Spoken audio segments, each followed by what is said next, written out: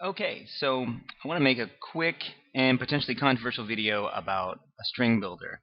Now, as we've seen in my previous videos, we've run a bunch of tests that confirm the behavior and performance of string concatenation and the speed of array modification, as well as leveraging string join or array.join for concatenating strings. And what we see is that there's some definite benefits by using other methods than a simple concatenation of strings. And in fact, using array.join is magnitudes faster than standard string concatenation. But there is a catch.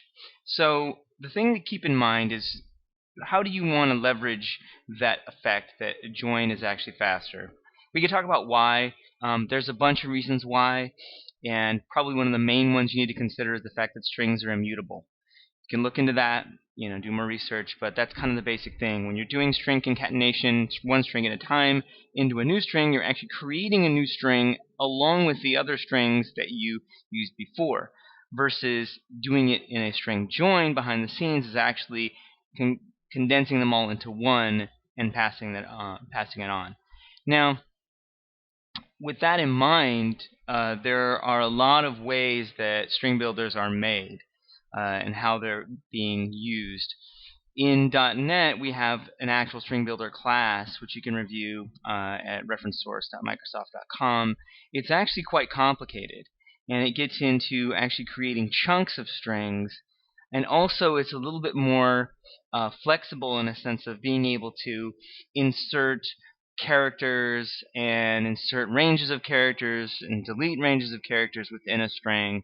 It's actually very flexible and useful if you're going to be doing any kind of string modifications that require a lot of operations before rendering a string. It also has this idea of its capacity, which also helps in the performance. If you look at performance tests of string builders versus concatenation of strings, string builder wins almost every time. It's only time you're not going to gain any benefit from concatenated string is if you're just adding one string to another. It's simply not the way to go. If you're doing one-time string concatenation, don't worry about creating a string builder or some sort of array to do it. It's actually pretty silly. It's only when you're creating a long, very long string that when you're binding all of these sets of strings together that a string builder really, really benefits, and that's pretty much language independent.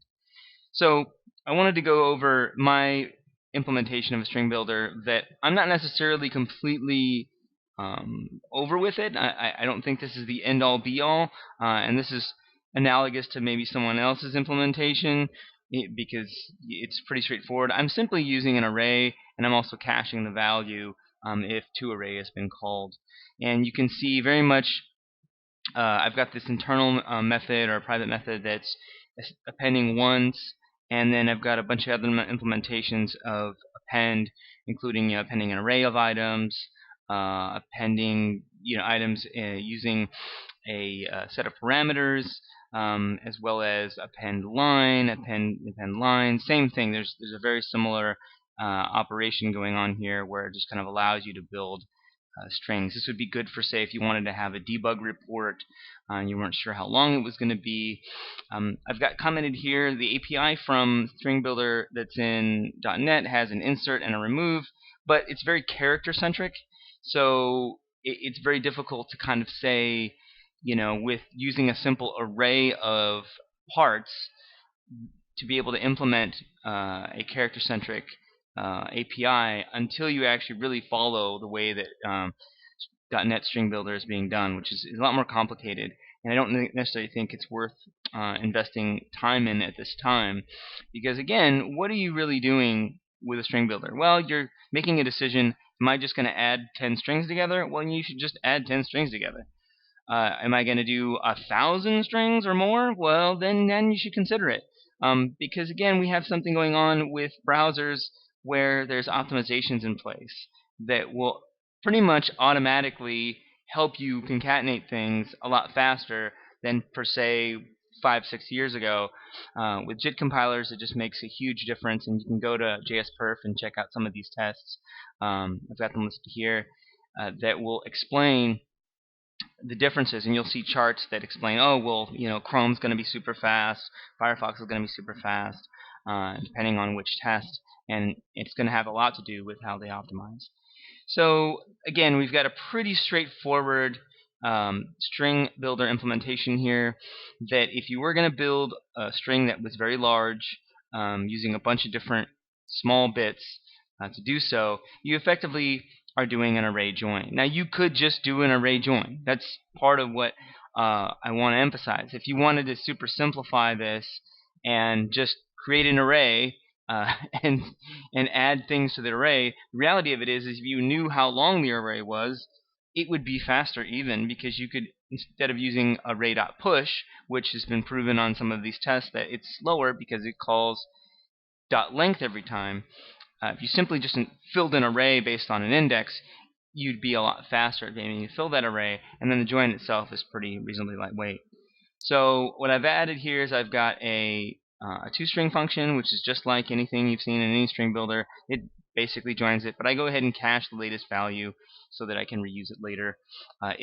If by chance you call toString again on the same object and you haven't modified it, you might as well save a little bit of time. And in this case, you can see here, I can actually, if I add something new, this is the only place where I actually add to the array. And if I add something new, it will clear it out. And then lastly, we have I added something that's, typical. It's a join function where you can pass a delimiter and it will do the join method, which is not part of StringBuilder in .NET and may not be in other string builders, but it just made sense to add it in this case.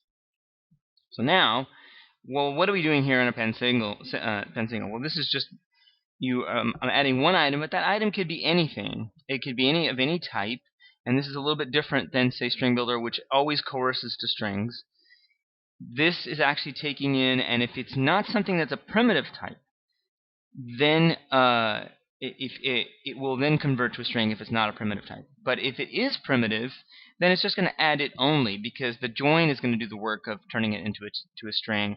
And in the meanwhile, a Boolean of true or false, as an example, is not going to take up that much memory relative to if you actually were to convert it to a string. Booleans are ones and zeros, right?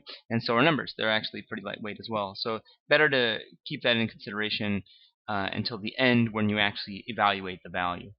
So that's pretty much it. I just wanted to review the string builder implementation, which again may be something that people will continue to avoid simply because they don't need it, but it's also something to consider pretty much in any language. If you're building a large string, any number over anywhere from 100 to 1,000, just depending on how you're using it, you probably should consider using a string builder.